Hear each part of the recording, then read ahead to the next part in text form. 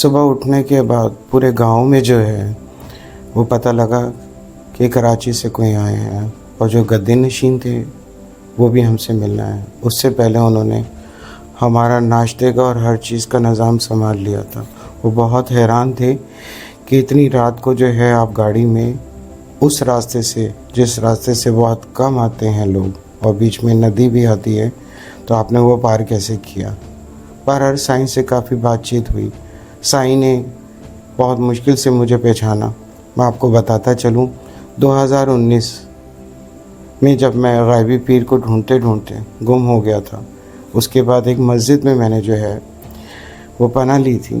पनाह होने के बाद मेरी दोबारा ख्वाहिश हुई उस मस्जिद के लिए, और इत्तफाकन उस मस्जिद के कुछ लोगों ने मुझे मस्जिद का बताया कि यहाँ पे पानी का कुआं नहीं है और पानी का निज़ाम बहुत दूर से लाना पड़ता है।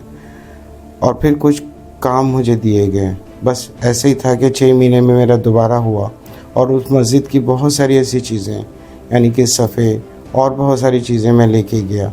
फिर उधर की भी उन्होंने मुझे कुछ ज़ियारतें कराईं जो बहुत ही नायाब हैं, जो हमारी वीडियो पे आपको मिल जाएंगी।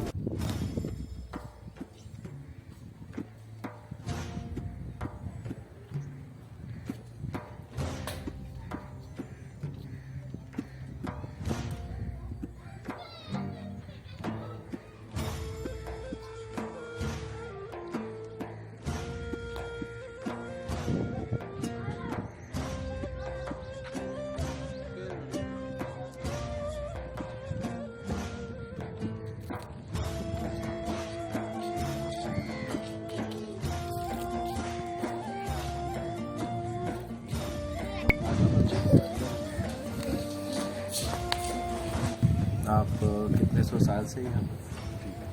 ठीक है, यानी कि आपका ख़ानदान हाणे असांजो ख़ानदान जेको बाबा जयबल घोट आर्याणी जो बाबा जयबल घोट आर्याणी जेको आहे उनजो असुल नालो गैबल उसके जो वाल्द उनजो नालो है आरी।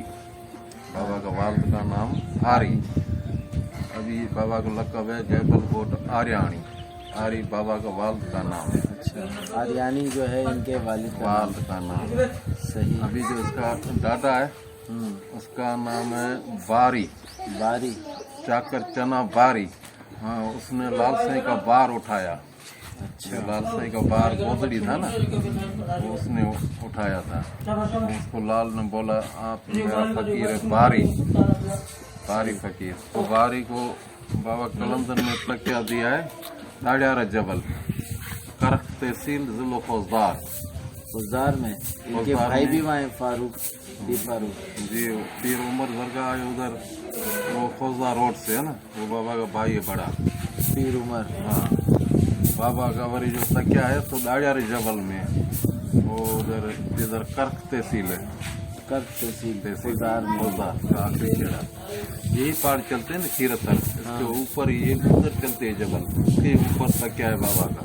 सही। फिर बाबा उधर शादी किया। सही। जयबल बाबा ने, तो बाबा को उस शादी से 4 बेटा है।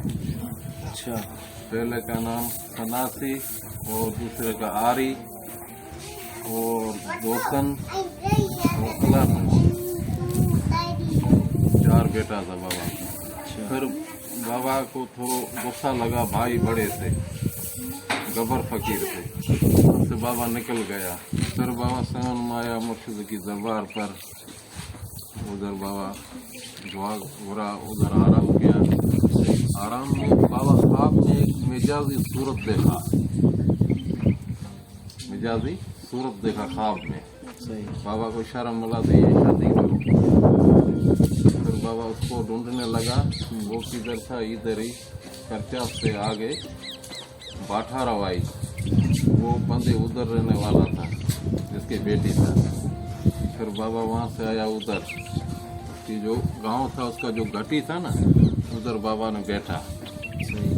तो फिर वो गांव वाला आया, बोला फकीर ये खैरात लो, आपको जो रहना है तो ताक पर चलो, ये घर सामने। बाबा ने बोला ये मैं खैरात नहीं लगा, मैं शादी के लिए आया, ये शादी मेरे को दो। अच्छा। तो उस बंदे ने बोला इसको कत्ल करो, ये कैसे फकीर है, ये शादी करते मांगते।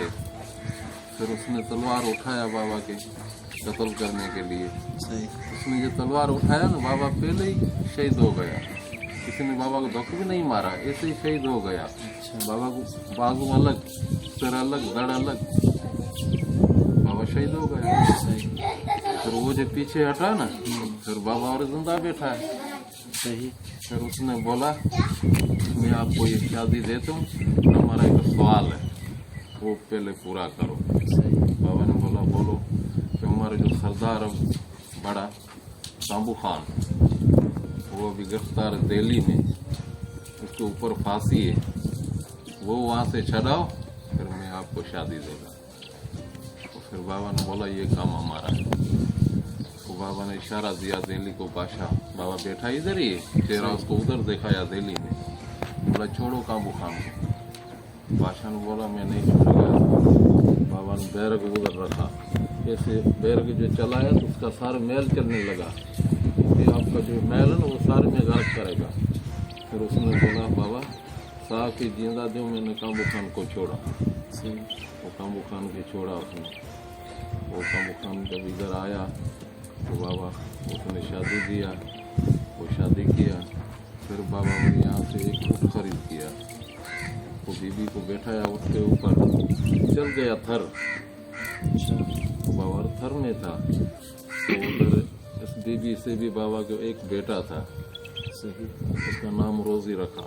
रोजी। रोजी वो ने छोटे ही था तो वो बाबा ने बोला मुरीदों को तो अभी हमारा जो सच्चे जान जाना है, इस दुनिया को मैं छोड़ता हूँ, और हमारे को सिंगारे, हमारे जो चार पाई है वो ऊँट के ऊपर, वो ऊँट को छोड़वा गए, हमारे बच्चे पीछे ऊँट के ऊपर दूसरे ऊँट पर बैठाओ, आप जो कांधी चलते मलंग हमारा वो भी पीछे लगे, वो चले जिधर 6 चक्कर जिधर बैठे ना उधर नहीं, 7 चक्कर जिधर बैठे उधर हमारे को दफन करो। सही। ये खुद वो पर्दा करने से पहले बता रहे हैं। जी जी। अपनी वाइफ को, बीवी को बताया या को मुरीदों को जो उधर मुरीद बना, फिर बाबा ने इंतकाल किया, फिर उस वसीयत के मुताबिक उसको सिंगारे उसके ऊपर रखा, उसको छोड़ने वो पीछे लगा, वो मंजिल करके करके करके आखिरी मंजिल नदी के परनों साइड पर बैठा है, उधर बाबा का उधर बैठा। तो ये सारे कब्रिस्तान नहीं था, सिर्फ 13 कब्रिस्तान था इधर, वो 13 ही वली था, उसमें सैयद बादशाह उसने आवाज़ दिया बाबा को, बाबा इधर नहीं इधर आओ, आप कलंदर का महबूब है, गैबल घोट है, अभी इधर आओ, आपके लिए मैंने सच्चा छोड़ा है। वो फिर बाबा इधर आया, अभी वो छप गया सारे 13 ही वली, बाबा का ही नाम है।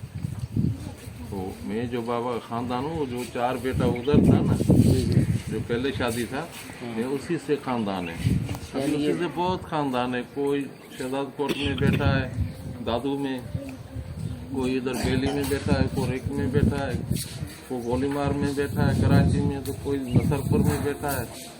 हमारे नसीब में ये ड्यूटी लगा बड़ू का, तो इधर ही दरबार पर। यानी कि आप बाबा के जो भाई थे उनकी नस्ल में से? बेटे का, बेटे जो का? 4 बेटे था ना बाबा, वो तो बारी के 4 बेटे आपने बताया।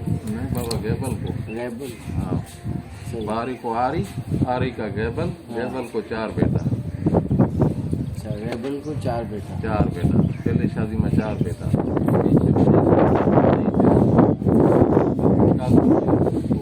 साथ ही रखा है, दोनों में छोटा है, सेट में दीजिए, सेट में रखा है, बीच में बाबा। वो जो हमारा खानदान है, जो बाबा का अभी गादी पे बैठा हो ना, वो जो पहले शादी था बाबा का ना, उसी बेटे का खानदान है। अच्छा जी, यानी कि बाबा की नस्ल। जी नस्ल से, नस्ल से। अभी बाबा को बहुत 6-7 सदी गुजरा है, 600 साल गुजरा, लाल साई के दौर का है। यानी ये लाल शाही के दौर के फौरन बाद का है। हाँ, लाल के महफिल में बाबा गया था ना, टाटा के साथ छोटे था, अच्छा। लाल साई इधर बैठाया, एक डाला, बोला ये मेरा महबूब है, सही। ये मेरा महबूब है, छोटे था ना, लाल साई ने उसको पिक दिया है। वालेकुम अस्सलाम। कैसा है? तो साईं का यहाँ बाद में मैंने पहले सुना था कि साईं के एक कुआं भी है, जो बाद में साईं की जैसे साईं के हाल में से आओ ना, ऐसी किसी ने मुआवजा भी दिया था कुएं का। उधर था थर में फोटाया थर में रहा ना, गाँव लगाया तो उधर खून लगाया। वो नमाज का टाइम जो होता है ना, वो खून के ऊपर पड़ते बाबा। अच्छा, तो सारे बंदे उधर थर वाला देखा तो भाई ये दरवेश खून के ऊपर नमाज पढ़ते गिरते भी नहीं है ना।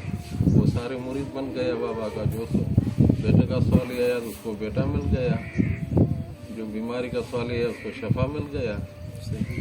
उधर बाबा का बहुत मुरीद है धर्म में भी। तो यहाँ भी कोई कुआं है बाबा का? अभी ये सारे मुरीद है बाबा। कोस्तान में जो कौम रहते हैं ना, ये सारे सलामी देते बाबा को। को छेले काटते, को देख बनाते, ये सारे बंदे आते जो भी कोस्तान में रहने वाला है। जो पीर मुर्शिद वाला है, एक तो बेपीर है वो तो नहीं आता, जो पीर मुर्शिद वाला है वो सारे आते बाबा को। कोटली से बंदे आते, कराची से आते बहुत बंदे, ठठे से आते, बदीन, मोरो, नवाबशाह, सकरन, मचारी, हाला, कोटली, ये सारे बंदे इधर आते हैं बाबा के सलामी। मुरीद है बाबा का बहुत। मुसलमानों मुरीद है बाबा का, शिया भी मुरीद है, सुन्नी भी है, और ये बनी जो देवान ये भी मुरीद है बाबा का बहुत। क्योंकि मैंने यहाँ देखा है, यहाँ हिंदू सिस्टम अंदर बहुत है।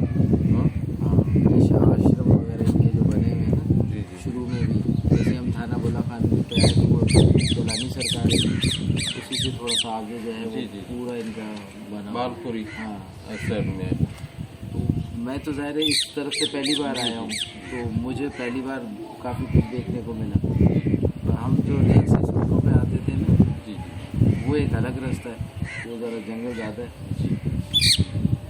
बाकी ये एक रास्ता तोंग भी जाता है, गाँव में गए आप?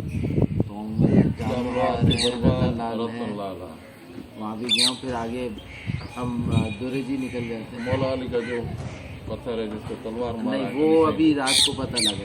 अच्छा, वो तो बड़ा नज़ारा है ना रोड पर, ये तो के आगे वो गुजरे होंगे, फिर हमें उस वक्त पता नहीं होगा, है ना। वो बहुत नज़ारा है, बड़े पहाड़ है उसको, और इसे नीचे काफा छपा था ना, उसको तलवार मारा है मौला।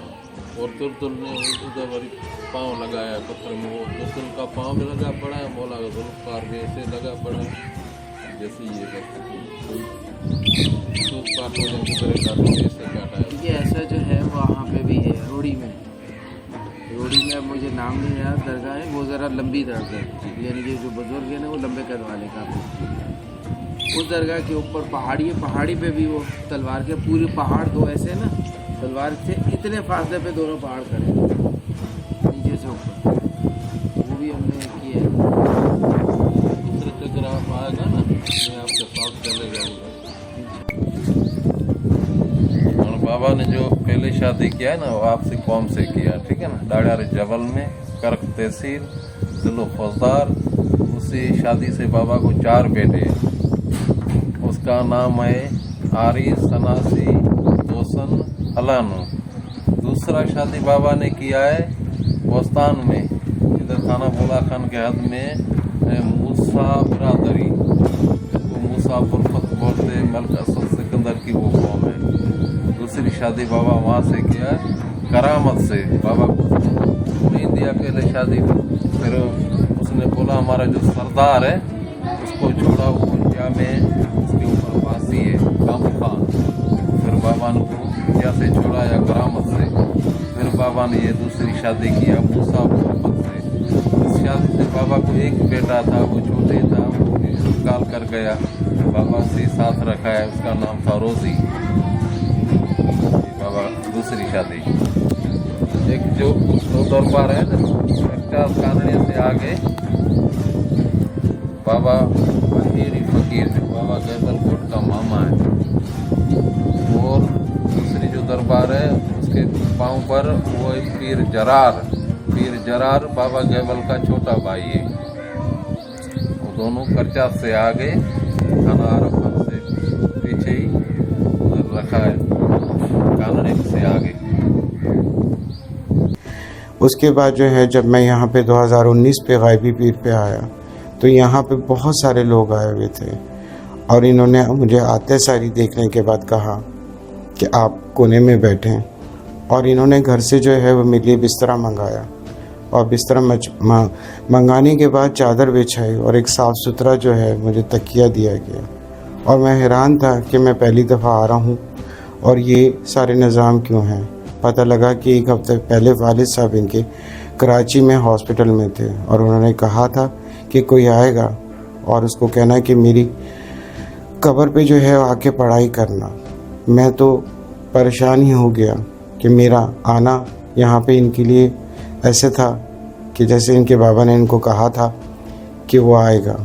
बस फिर क्या था कि मैं अपने आप को खुद नसीब समझा और असर के टाइम पे मैं उनकी कब्र पे गया और एक हाथ रख के शुक्रिया कहा और उनके लिए जितनी भी ज़ियारतें पढ़ सकता था और जो मुझे लगा कि ये पढ़नी चाहिए थी, मैं अकेला ही उस कब्र पे गया। फिर मैंने ख्वाहिश रखी कि 8:30 बजे के करीब या 9 बजे के करीब मुझे जो है वो रोज़े पे जाना है और मेरे लिए दरवाज़ा खुलेगा या नहीं। वो लोग सारे एक दूसरे को देखते रहे और फिर बड़े साईं ने मेरे लिए दरवाज़ा खोला और मैंने पहली दफ़ा जो है वहाँ पे जो है हाज़िरी दी। वो एक हाज़िरी बहुत ही नायाब है, मैं आपको समझा नहीं सकता। फिर उसके बाद मैं वापस नहीं जा सका। साईं ने इस सारी चीज़ों को पहचानने के बाद मुझे गले लगाया और बोला बहुत टाइम के बाद आए हो और बहुत चेंज हो गए हो। फिर मैंने साईं को सारा अपना किस्सा बताया कि मेरा सफ़र कहाँ कहाँ हुआ। उनको ईरान का बताया, इराक़ का बताया, सब बताया। गायबी पीर वो ऐसी जगह थी कि उसके बाद मेरे रास्ते ही खुलते चले गए। साईं ने किसी चीज़ की कमी नहीं छोड़ी और मेरे अंदर से साईं के जो गद्दी नशीन साईं हैं उन्होंने भी किसी चीज़ की कमी नहीं छोड़ी। मैं आपको बताता चलूँ, मेरी एक आदत सी है कि मैं वक्त के साथ बहुत सारी चीज़ें जमा करता रहता हूँ। ये बहुत पुराना सिलसिला है, आज से 700-800 साल पहले का, बल्कि इससे भी पहले का। या मैं आपको खुल के बता दूँ अहले बैत के ज़माने का कि आपने कुछ ना कुछ देना है। मैं अक्सर जो है वो तस्बीहां जमा करता हूँ, अतर जमा करता हूँ, लेडीज़ के कपड़े जमा करता हूँ और जेंट्स के कपड़े जमा करता हूँ नए नए। मेरी एक आदत सी है, जहाँ पे भी मैं जाता हूँ वहाँ पे उनके लिए ज़रूर कुछ ना कुछ दे के आता हूँ, क्योंकि वो इतनी खिदमत करने वाले लोग होते हैं। मैं जब ईरान भी जाता हूँ तो पाकिस्तान से बहुत सारा सिलसिला मैं इन चीज़ों का लेके जाता हूँ और वहाँ से जब आता हूँ तो यहाँ के लोगों के लिए लेके आता हूँ। मैं सिंध जाऊँ, पंजाब जाऊँ या बलूचिस्तान जाऊँ, मेरे हाथ में कुछ ना कुछ होता ज़रूर है। ये सब चीज़ें सिखाई हैं मेरे अहले बैत ने, मेरे कलंदरों ने, वली ने। ये सारी चीज़ें देने के बाद मुझे एक सुकून सा मिल जाता है। चलते हैं हाज़िरी की तरफ और आपको वो मालूमात देते हैं जो गायबी पीर या पीर गैब की आपके पास नहीं होगी। सुना आपने बहुत होगा। गायबी पीर बेसिकली बहुत सारे हैं। ये वो हैं, जैसे ये भी लिखा है मुर्शिद सखी गैबल गोड, तो ये गैबल है, पीर गैब आप कह दो या गैबल कह दो, तो हम प्रोनाउंसिएशन में थोड़ा सा करते हैं। अदरवाइज़ ये है कब्रिस्तान जो मैं आपसे ज़िक्र कर रहूँगा आगे जाकर कि ये है तकरीबन 600-650 साल पुरानी। और अभी आसिम मलंग भी दूर से आ रहे, इनको भी ज़रा ज्वाइन करेंगे। आसिम मलंग को मैंने वहीं खड़ा किया है, मैंने बोला मैं भी आ रहा हूँ। तो ये देखें, उससे भी पुरानी खबरें, ये जो पत्थरों आप देखें पत्थर की खबरें हैं और ऊपर एक पत्थर खड़ा है, ये कब्रें काफ़ी पुरानी हैं। आसिम मलंग से भी कुछ हिस्ट्री लेंगे, कब्रिस्तान में क्या कर रहे हैं वो भी पूछेंगे। अस्सलाम वालेकुम भाई, कैसे हो? अस्सलाम वालेकुम याली मदद। आप भी सोच लो कि ये पागल जो है इस कब्रिस्तान में क्या कर रहा है। आपको एक ख़ास बात बताता हूँ, कब्रों के हिसाब से भी आप सदी जो है वो फाइनलाइज कर सकते हैं। कब्रों के हिसाब से आप मुगली सिलसिला भी जो है वो फाइनलाइज कर सकते हैं। आप मिस्री सिलसिला भी फाइनलाइज कर सकते हैं। आप तुर्की का सिलसिला भी फाइनलाइज कर सकते हैं। यहाँ की कब्रें जो हैं वो अपनी नक्शा नगारी के हिसाब से मुझे बताती है कि कौन सी कितनी पुरानी है। ये आपके लिए मेरे अंदर से शायद नई बात है, मेरे लिए बहुत पुरानी है, क्योंकि कब्रों में घुसना और कब्रों के बारे में लैंग्वेज जानना मेरी एक आदत सी है। अज़ल साहब देखते हैं कि मैं यहाँ पे फातिहा पढ़ने आया हूँ, इनसे मिलने भी आया हूँ और इनको जानने भी आया हूँ और ये पहचानने भी आया हूँ कि ये किस सदी के हैं और उस ज़माने में कौन सा बादशाह था और उस ज़माने में क्या था। तो हम आए हैं गायबी पीर पे। गायबी पीर जो है वो अपनी मदद आप हैं। गायबी पीर इनको क्यों कहा जाता है और इनको गायब का लक़ब यहाँ पे क्यों दिया गया? क्योंकि जब आप यहाँ पे होते हुए गायब हो जाते हो तो आप गायबी पीर कहलाने हो जाते हो। ये बात मैं आपको इसलिए कह रहा हूँ कि ये एक सीक्रेट है। तो गायबी पीर जो है वो यहाँ पे जबलों में गायब हो गए, इनको चुना गया, इनको समझाया गया, इनको ख़ानदानों के हिसाब से लेके जो है खुदा ने मुकर्रर किया, अहले बैत ने मुकर्रर किया, वलियों कलंदरों ने मुकर्रर किया और ये चुने गए और इन्होंने अपना फ़र्ज़ निभाया, करामात किए यहाँ पे और अपना नाम आज भी छोड़ के गए हैं। आप याद रखेंगे कि मैं ईरान में जब भी जाता हूँ बहुत सारे कब्रिस्तानों में से बीच के इमामज़ादों को जो है रोज़ों की शक्ल दी गई। क्यों?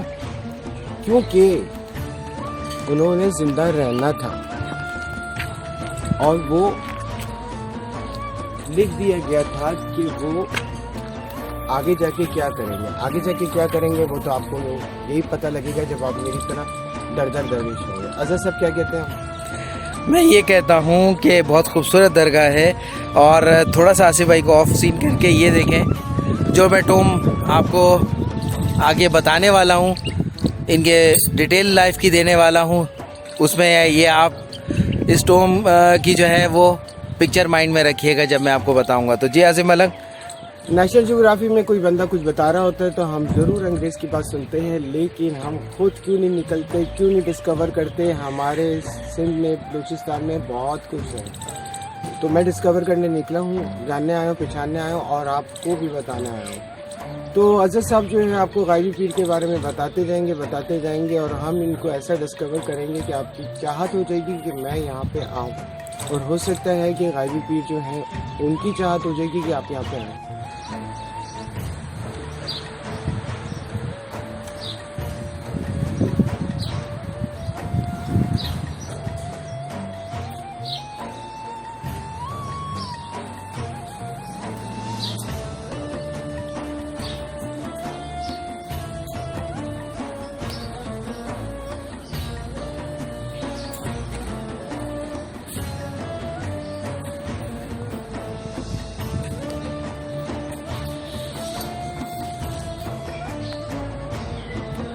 तो हुआ कुछ यूँ कि ऊँटों का काफ़िला और कुछ पैदल उनके चाहने वाले, उनके मुरीदैन और मलंग लोग जो उनके साथ थे वो चल पड़े। उनकी वाइफ और उनके बेटे को एक ऊँट पे बिठा दिया गया और उसे अगले ऊँट पर उनका जिसमें हाकी को रख दिया गया। वो ऊँट मुख्तलिफ मकामात पे थर से आते आते रुका और आखिरी 7वीं बार जो आपको मैंने पिछली अपनी वीडियो में बताई थी, इस वीडियो में मैं उसका लिंक आपको दे दूंगा डिस्क्रिप्शन में। उस डिस्क्रिप्शन से आप वो जगह देख सकते हैं। अभी टाइम की कमी की वजह से हम उस जगह को फिल वक्त एक्सप्लोर नहीं कर रहे हैं। आगे जाके हम जब और नेक्स्ट इसका वर्जन बनाएंगे, मज़ीद मालूमात देंगे तो हम आपको ज़रूर वहाँ की भी ज़ियारत करवाएंगे। ऊँटनी यहाँ से तकरीबन 1 किलोमीटर पहले रुकी है और उस जगह को आज भी इन्होंने महफूज किया हुआ है आम से पत्थरों की बाड़ लगाकर। वहाँ जब उनको दफनाने लगे तो यहाँ के कुछ जो कहते हैं वली या कलंदर यहाँ पे दफन थे तकरीबन 13, और उस वक्त ये जंगल बेआबान था और उन्होंने उनसे कहा गायबी तौर पर कि आप हमारे बड़े हैं, आपका रुतबा हमसे बड़ा है और आप आएँ और इस जगह पे अपना जो है वो आस्थाना बनाएं। तो रूहानी तौर पे उन्होंने ये मैसेज आगे अपनी वाइफ को कन्वे किया जो उनके मुरीदैन थे। उसके बाद उन्हें मौजूदा इस जगह पर मदफून कर दिया गया और वक्त के साथ साथ जो वो 13 वली जो कलंदर थे आहिस्ता आहिस्ता उनकी कब्रें यहाँ पे उनके निशानात मिट गए। आज ये बहुत वसी कब्रिस्तान है और यहाँ पर आपको बहुत सारी ऐसी कब्रें भी मिलेंगी जो तकरीबन 800 साल पुरानी हैं वो स्ट्रक्चर मिलेगा जो आपको जाम लोहार में मिलेगा, आपको मखली के कब्रिस्तान में मिलेगा, और इस तरह आपको जो है वो दुर्रे जी से थोड़ा सा आगे जाए बहरुलदाना उसके टर्निंग पॉइंट पे भी मिलेगा। ये कई बार मैं आपको अपनी वीडियोज़ में बता चुका हूँ। मौजूदा मज़ार जो है वो कहते हैं तकरीबन 100 साल पहले इसको शेप दी गई, और ये शेप और भी अगर हम पीछे जाएं तो तुर्किश जो एरा चला जिसमें 1000 साल मुसलमानों ने हुकूमत की, उस में जो है ये इसका स्ट्रक्चर उसकी दौर की अक्कासी करता है। और जो इसका स्ट्रक्चर है अक्सर तुर्की में जितने भी मज़ारात होते हैं उनके इस टाइप में बनाया जाता है, यानी कि इसको आप उनकी कैप के स्टाइल कह लें, या आप उनका जो है वो मीरकसम जिस स्टाइल में किया जाता है उसी स्टाइल में ये बनाए जाते हैं मज़ार। अब और अगर यहाँ पे डिटेल में देखा जाए तो गायबी पीर खुदार में पैदा हुए मौला चौकट के करीब, और वहीं पे परवरिश पाई और वहाँ से मूव ऑन हुए इस जगह पर। यहाँ इनका ससुराल भी है, और जिस ससुराल में इन्होंने शादी की, यानी कि जिस ख़ानदान में शादी की, वो मूसा कौम कहलाते हैं, और वो यहाँ से तकरीबन कोई आधे एक घंटे के फासले पर है। तो इस वजह से ये इलाका इर्द गिर्द अब इनकी आल रहती है। आल कैसे? जिन खलीफा की मैंने आपसे बात करवाई वो उन्हीं की आल में से हैं। जो फर्स्ट उनकी वाइफ थी जिससे 4 बेटे हुए, वही उनमें से जो दूसरे बेटे थे वो फिर इधर आ गए थे अपने वालिद की कब्र के पर, यानी कि दरगाह पर। फिर आहिस्ता आहिस्ता हर किसी ने अपने दौर में उनकी कब्र की हिफाजत भी की, और उस चीज़ को ज़िंदा भी रखा, और इबादत और रियाजत भी की, और अपने वालिद ग्रामी से ताल्लुक़ भी बना के रखा। और इसी तरह तकरीबन 650 से 700 साल, कुछ लोग बातों में जिक्र हुआ है कि 750 साल भी, क्योंकि लाल के बाद की कहानी है, तो लाल को तकरीबन 750 साल हो चुके हैं, तो तकरीबन 700 साल आप कह लें से ये ख़ानदान खिदमत कर रहा है, और यहीं पे बसा हुआ है, यहीं पे इनकी नस्लें चल रही हैं, यहीं पे ये जो है वो मशहूर हैं, गैबी पीर बारन के नाम से मशहूर हैं यहाँ पर।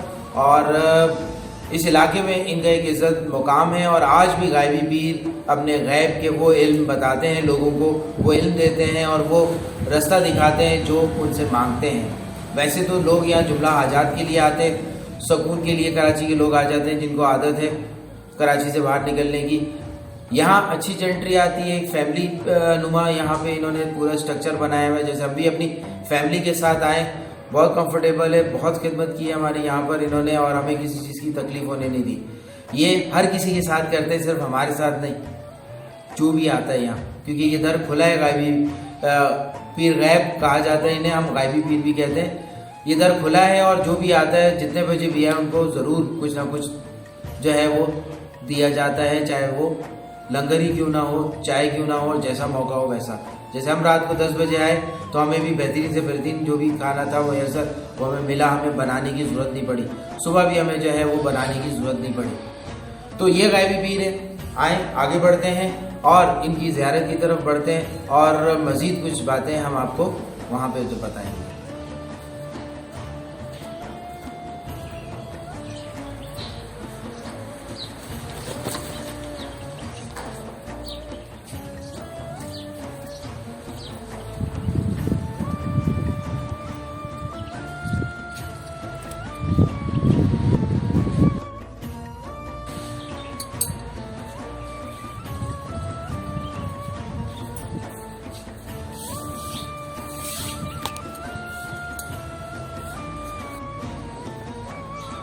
ज़ियारत से पहले आपको बताता चलूँ कि गायबी पीर सरकार का कुछ शजरा, जैसे हमने यहाँ की गद्दी नशीन है उनसे पूछा, उनको कुछ मैं तशरीह करता जाऊँगा। मैं तशरीह कुछ ये है कि गायबी पीर इनका बेसिक ओरिजिन जो है वो खुदार का इलाका है, जहाँ आपने मौला चौकट भी देखा है, और खुदार के बाहर जो है वो पीर उमर के नाम से भी आपने एक दरगाह देखी है। वही इनके भाई भी हैं, एक भाई इनके यहाँ से थोड़ा सा फासले पे, आधे घंटे के फासले पर भी मौजूद है।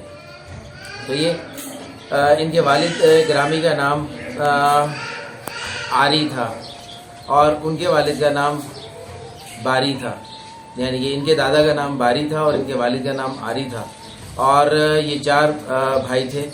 और जब इनके फादर इन्हें लाल के ज़माने में सेवन लेकर आए, जब लाल सरकार सेवन में जलवा फरोज थे वहाँ पर लेकर आए, तो लाल कहते हैं कि लाल साई ने इनको गुट्टी दी थी, यानी कि ये छोटे से थे और इनको अपने लाल ने लाबे दहन जो है इनके मुंह में डाला था। और उसके बाद जो है इनकी ज़िंदगी जो है वो बिल्कुल तब्दील होना शुरू हो गई थी और ये टोटली जो है वो एक दरवेशी रुख इख्तियार कर गए थे और इनमें फ़कीरी आ गई थी। उसके बाद जब तरबियत अपने इर्द गिर्द के और अपने वालिद से और उस वक्त के जो लोग थे उनसे इन्होंने तरबियत ली और उसके बाद इन्हें लाल के साथ यानी कि लाल के पर्दे के बाद सेवन में भी रहने का शर्फ हासिल हुआ और वहाँ से इनको बहुत सारी चीज़ें लाल ने जो है इनकी झोली में भरी। और उसके बाद इन्हें अपनी शादी का जो है हुआ इन्हें कि शादी करनी चाहिए और इन्हें ख्वाब में बता दिया गया कि कहाँ करनी चाहिए। उसके लिए जो है ये इन्होंने वो जगह जगह ढूंढे और फिर एक जगह यहीं इसी गांव से तकरीबन मूसा कौम जो है उनमें जो है वो वहाँ जाके बैठे। उन्होंने फ़कीरी लिबास पहना हुआ था और कुछ अर्सा वहाँ क़याम किया। तो वहीं के जो बुज़ुर्ग थे जिनकी बेटी से उन्होंने शादी करनी थी, वही उनके पास आया और कहा कि ये हमारी जगह है, यहाँ रह सकते हो, खा सकते हो, जितना चाहे आप रह सकते हो। तो उन्होंने कहा मैं रहने नहीं आया, मैं आपकी बेटी से शादी करने आया। तो उन्होंने शर्त रख दी और उन्होंने कहा कि मैं तुम्हें छोड़ूंगा नहीं पहले तो जब वो तलवार लेकर आए तो जैसे ही इनके सामने पहुँचे तो उनकी आंखों के सामने मंजर चेंज हो गया। जब मंजर चेंज हुआ तो गायबी सरकार की बॉडी के मुख्तलिफ जो हिस्से थे वो बिखरे हुए उन्हें देखे और जैसे ही उन्होंने तलवार दूर की तो वो गायबी सरकार जो है वो फिर उनके सामने खड़े हो गए। तो उन्हें कुछ समझ में नहीं आया और उन्हें ये लगा कि ये अल्लाह के कोई वली हो सकते हैं। तो फिर आहिस्ता आहिस्ता बात हुई और फिर उन्होंने एक शर्त रखी और वो शर्त ये रखी कि उनके जो कबीले के सरदार थे उनको वो रिहा करवाए। उस वक्त दिल्ली में हुकूमत कंट्रोल करती थी और यहाँ से चलता था ये दौर। तकरीबन आप कह सकते हैं गजनवी दौर की के आगे पीछे की कहानी है तकरीबन। तो उस गजनवी दौर में जो है वो इंडिया से रूलर बाकी जगहों पे होता था और वहीं पर से फैसले हुआ करते थे। तो गायबी पीर ने वो शर्त मानी और उनके जो सरदार थे उनको वहाँ से रिहा करवाया और उसके बाद इनके ससुर साहब ने जो है वो इनकी शादी कर दी और फिर शादी करने के कुछ अर्से वहाँ रहे और उसके बाद वो शिफ्ट हो गए थर के इलाके में। वहाँ उन्होंने तबलीग दीन की और अपने उसमें सीरत और अपने किरदार और खिदमत से लोगों के दिल जीतना शुरू किए। वहाँ पे भी उन्होंने काफ़ी अपने मौजज़ात शो किए जिसमें कहा जाता है कि वो एक कुएं के ऊपर नमाज रखकर नमाज पढ़ते थे और ना कुएं के अंदर जाते थे ना ही बहुत ऊपर जाते थे बल्कि लेवल पे जो है वो नमाज पढ़ा करते थे। उसको देख के बहुत सारे उस वक्त के जो हिंदू कम्युनिटीज़ थी वो उनके गर्विदा हुए और इस्लाम के दायरे में दाखिल हुए। यहाँ पे भी थोड़े से फासले पर जो है इनका यहाँ भी ये कुआं है और इनके मैं बताता चलूँ इन्होंने 2 शादियाँ की। एक शादी अपने ख़ानदान में की, उससे उनके 4 फर्जंद पैदा हुए। फिर जो मैंने भी आपको किस्सा सुना ये दूसरी शादी का था। तो जब वो थर में चले गए और वहाँ अपने मुकर्रर टाइम उन्होंने वहाँ पे गुजारा तो एक वक्त आया तो उन्होंने कुछ ऊँट लिए, एक ऊँट पे चारपाई बांधी और जो उनके मुरीदैन थे और जो उनके साथ फुकरा जुड़ गए थे उनको बोला, अपनी वाइफ को बोला कि मैं जब इस दुनिया से चला जाऊंगा, कूच कर जाऊंगा तो मुझे मेरी जिस्म खाकी को जो है वो इस ऊँटनी पे रख देना, चारपाई पे रख देना और ये ऊँटनी 7 बार बैठेगी तो जो 7वीं बार बैठेगी जहाँ पर वहाँ पे मुझे दफना देना। तो ये बात की उन्होंने और उसके थोड़ी देर बाद जो है वो इस दुनिया फ़ानी से पर्दा कर गए। साईं ने किसी चीज़ की कमी नहीं छोड़ी, सिर्फ ये कहा कि बहुत कम टाइम गुजार रहो। मैंने साईं को बोला साईं बहुत लंबा आगे सफ़र है, इंशाल्लाह ज़रूर आऊँगा और साईं मुझे गायबी साहब अगर बुलाएंगे तो मैं ज़रूर आऊँगा और मेरा दिल वहीं पे रह गया। साईं ने किसी चीज़ की जो है कमी नहीं छोड़ी। बस आखिरी सजदा सलाम मैंने गायबी शाह को बोला कि मेरी मेहरबानी कि इतनी तकलीफ़ में होने के बावजूद मैं जब आप तक गया तो आपने मेरे सारे दिल के जो सुराख हैं और तकलीफ़ों वाले परेशानियां सब दूर कर दी। एक माथा टेका और एक अजीब सी सुकून मिला। और वहाँ पे एक छोटी सी खिड़की है जिससे बहुत ही सुकून की एक हवा लगी मुझे और मेरा दिल सुकून से भर गया। मैं वहाँ से बहुत सारी उनकी सुकून की चीज़ें जो हैं अपने दिल में बसा के निकलने शुरू हो गया और मैंने साईं से इजाज़त मांगी। साईं ने इजाज़त दे दी।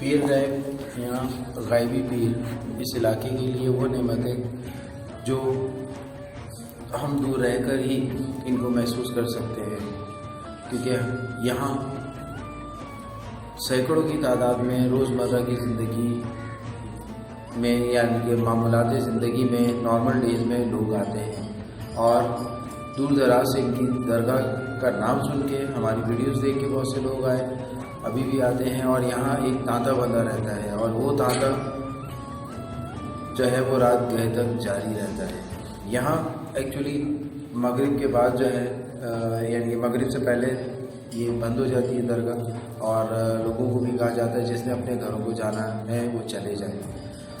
बेसिकली आपको पता है ये खुला इलाका है और खुले इलाके में जैसे कि हमने रात को आपको बताया कि जंगल भी है यहाँ पर और छोटे छोटे गांव हैं 10-10, 12-12 घर के, तो जिसकी वजह से यहाँ मोबिलाइजेशन यानी कि घूमना और यहाँ ट्रैवलिंग करना रात को जो इलाके वाले वो तो समझते हैं और वो यहाँ के जंगली जानवरों से भी वाकिफ़ हैं और बहुत से भी वाकिफ़ हैं। जो बाहर के लोग होते हैं उनके लिए ज़रा मुश्किल होता है। जब हम यहाँ रात को आए 10 बजे के करीब तो यहाँ के लोग बड़े हैरान थे और जो हमने टाइम बताया तो वो बहुत टाइम तुमने लगाया। तो ये वो दरगाह है जहाँ पर अनगिनत लोग डेली बेसिस पर आते हैं और अपनी मनते मुरादें और अपनी ख्वाहिशात के साथ साथ अपनी रूह की तस्कीन भी यहाँ से लेकर जाते हैं। तो जी जनाब, ये था हमारा छोटा सा टूर जो एक रात पे मुश्तमिल था। रात को हम यहाँ तकरीबन 10 बजे तक पहुँचे और यहाँ पे हमने टाइम गुजारा, रात गुजारी और बहुत सारी चीज़ें की। ये कंप्लीट हमारी वीडियो में आपने देख ली होंगी, नहीं देखी तो हमारा चैनल को ज्वाइन करें, जर्नी ऑफ फेथ को सब्सक्राइब करें, लाइक करें, शेयर करें और इसी के साथ मुझे इजाज़त दें ताकि मैं आपसे अगली ज़ियारत पे मिल सकूं। तो stay tune on journey of faith. उसके बाद साईं ने अपने 2 खिदमतगार मेरे साथ रवाना किए जो कम से कम जो है पीछे वाले रास्ते से मुझे लेके गए और ये रास्ता भी जो था हमारे लिए नया था। इस रास्ते पे उन दोनों मोटरसाइकिल वालों ने कम से कम घंटे से ऊपर का सफ़र किया हमारे आगे आगे और मेन रोड पे हमें छोड़ के खुदा हाफिज़ कह के और गले लगा के कहा कि साईं एक दिन में आपने हमारा दिल जीत लिया है। सारे बच्चों से मैंने खुदा हाफिज़ किया, जो चीज़ें थी उन बच्चों को मैंने दी, उनके साथ टाइम गुजारा हुआ, अच्छा लगा और फिर मैं वहाँ से रवाना हुआ। आगे का सफ़र सारा आपको बताऊँगा। गायबी पीर आज भी हैं और रहेंगे। जब हम जैसे तकलीफ़ वाले जो तकलीफ़ में होते हैं तो ये सारे सरकार जो है वो हमें बुला लेते हैं। बस एक माथा और ऐसा लगता है कि गले लगने के बाद हमारे अंदर की सारी तकलीफ़ दूर हो जाती है। मैं आपका दोस्त आसिफ मलंग, जर्नी ऑफ फेथ।